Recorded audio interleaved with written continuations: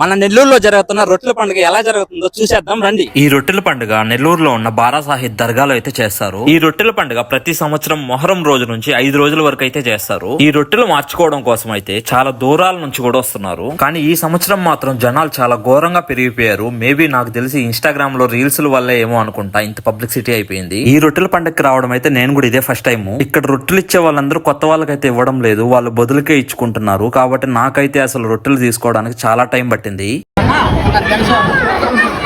అన్నకి 1.5 గంట సేపు తిరిగితేనే పెళ్లి రొట్టె దొరికిందంట. మరి నాకు దొరకదో చూద్దాం. అక్క పెళ్లి రొట్టె ఒకటి ఉంటే ఇండొక పెళ్లి రొట్టె. ముందుగా అయితే నాకు బిజినెస్ రొట్టె అయితే దొరికింది. ఆ తర్వాత 2 గంటల సేపటి తర్వాత అయితే నా అరుపులు విని పాప మా అక్క అయితే నాకు పెళ్లి రొట్టె ఇచ్చింది. ఫైనల్ గా పెళ్లి రొట్టె దొరికేసింది.